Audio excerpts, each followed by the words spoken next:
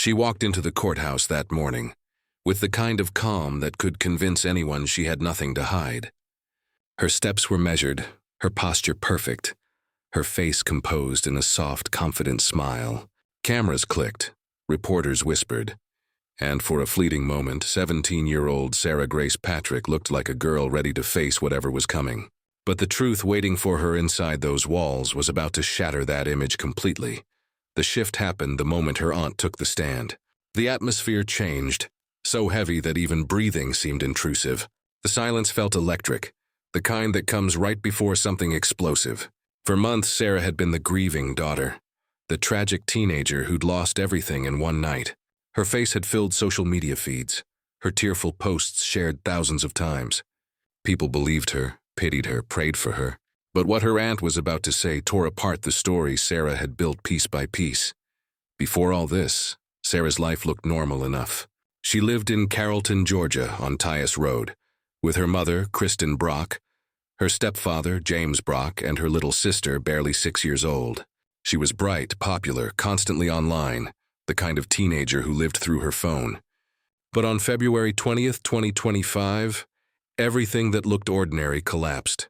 Sometime in the middle of that quiet night, both Kristen and James were shot as they slept. No broken locks, no shattered glass, no signs of forced entry. It was almost as if whoever did it belonged there.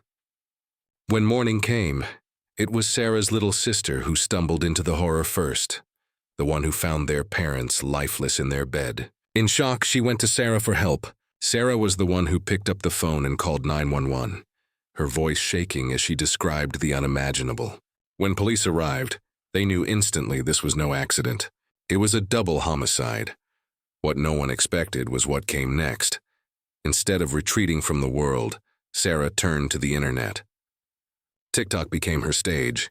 She posted videos crying softly, praying, sharing collages of her parents with slow music and heartfelt captions. Millions watched. She spoke of healing and faith and heartbreak. People flooded her comments with sympathy, offering love to a teenager they thought had lost everything. She looked like the picture of grief. But then, just weeks later, her content began to change. In March, she uploaded a video that stopped people cold. A montage of her parents' photos with the caption, "They don't know it, but a year from now, me and my 5-year-old sister would find them wrongfully shot dead in our home." The timing, the phrasing, everything about it felt off. How could she describe it like that with such detail, before there were even suspects? And then came something even stranger. Sarah began reaching out to true crime creators. She messaged one named Janice, who ran a popular TikTok crime page called Allegedly Reportedly. Sarah didn't just want her parents' case covered. She pitched it like a business proposal. She told Janice she had inside information, that this story would blow up, that she could provide key details no one else had. At first, Janice thought she was talking to a traumatized kid looking for justice. But later, as she reread the messages and rewatched Sarah's videos, the tone struck her differently. It wasn't the voice of grief, it was rehearsed, strategic, almost scripted.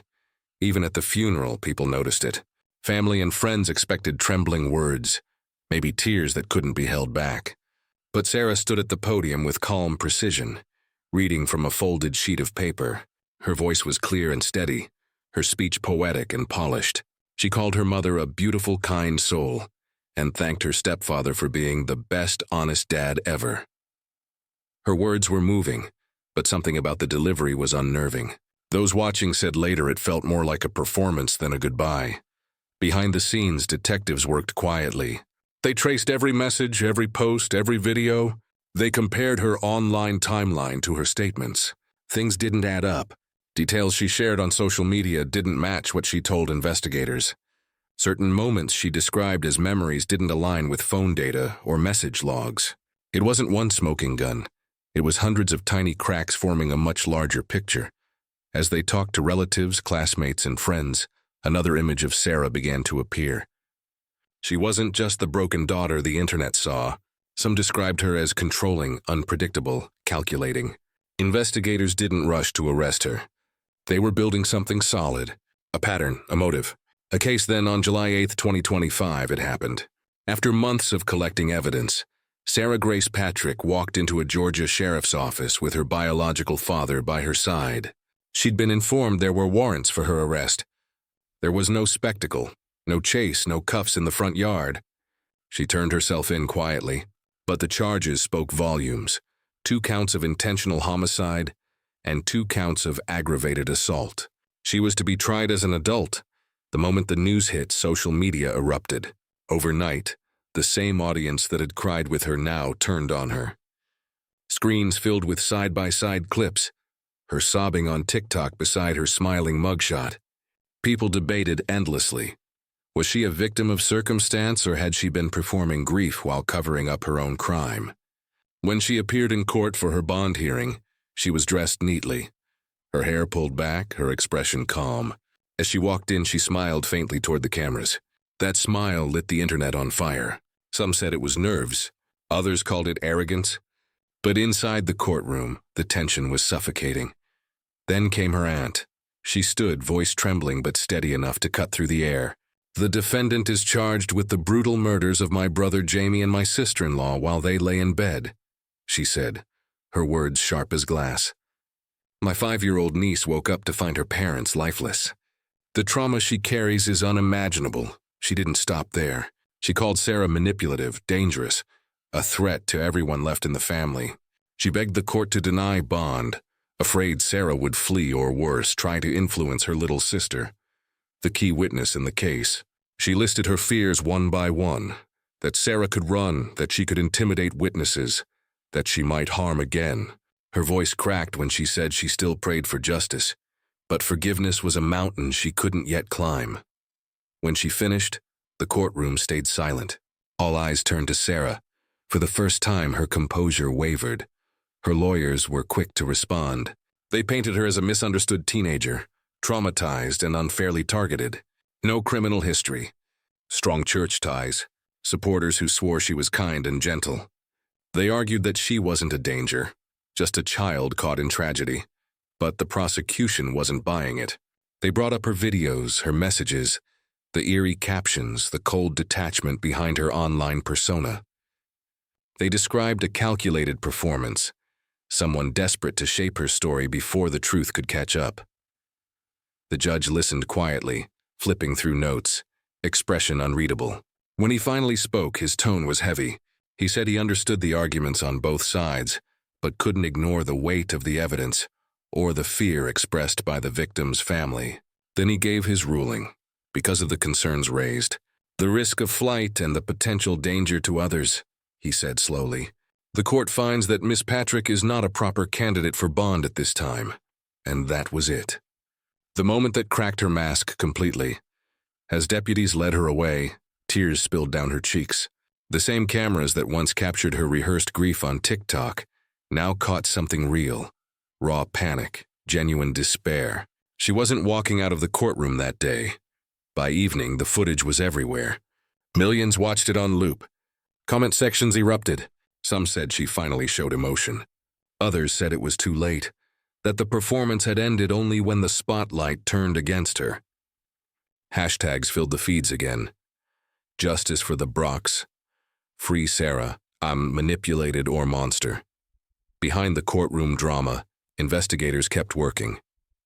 They said the evidence was overwhelming. Digital trails that mapped out not just the night of the crime, but the days and weeks after. Search histories, deleted messages, timestamps that suggested intent, not impulse. Every click, every share, every private message was another piece of a puzzle that pointed back to her. Her activity online after the murders was perhaps the most telling. While most people retreat after tragedy, she did the opposite. She was engaged, upbeat at times, chatting with followers, promoting tributes, even correcting strangers' comments about her parents' deaths. It was as if she wanted to control every narrative, every word said about the crime. Within the family, grief split into sides. Some relatives couldn't believe Sarah could ever commit something so monstrous. They said she loved her mother deeply, that she had been failed by the adults around her. Others were certain she was guilty, that behind the tears and the TikToks was a girl who'd planned everything. Her aunt's words still echoed. If she can kill the people who gave her life, what's to stop her from hurting anyone else? Meanwhile, her little sister, the one who found her parents that night, is living quietly with relatives, protected, hidden, and slowly healing from the kind of trauma no child should ever endure. In the months that followed, more sides of Sarah's personality surfaced. Friends from school described her as bright, funny, and charismatic, but also jealous and manipulative when she didn't get her way. Some believed she craved attention so deeply that even tragedy became a tool. Experts analyzing her behavior suggested she might have been addicted to the validation, the clicks, the sympathy, the spotlight. But no matter the motive, the damage was irreversible. 2 lives were gone, a family torn in half, and a teenager now facing the rest of her life defined by what she allegedly did in the dark. Today, Sarah Grace Patrick sits in jail awaiting trial. Prosecutors are preparing to present their evidence. Digital trails, witness statements, expert analysis. The defense is preparing to argue that she was a victim too, a child warped by pain and circumstance. The grand jury will hear it all, and the country will be watching. It's more than just a murder case now. It's a mirror reflecting the strange world we live in, where grief becomes content, where heartbreak can be monetized, and where tragedy and performance blur until no one knows which is which. When Sarah walked into that courtroom smiling, she probably thought she still had control. She'd controlled her image online, her narrative, her followers' sympathy. But the moment her aunt spoke, that control was gone. The story took over, the mask slipped, the act ended, and what was left was a sobbing girl in handcuffs, realizing that the story she tried to write for the world was no longer hers to tell. So the question lingers in every corner of the internet. Every conversation about this case. Was she just a broken teenager desperate for attention? Or a calculating manipulator who believed she could outsmart everyone, even justice itself? The courtroom will decide. Until then, the world keeps watching and waiting.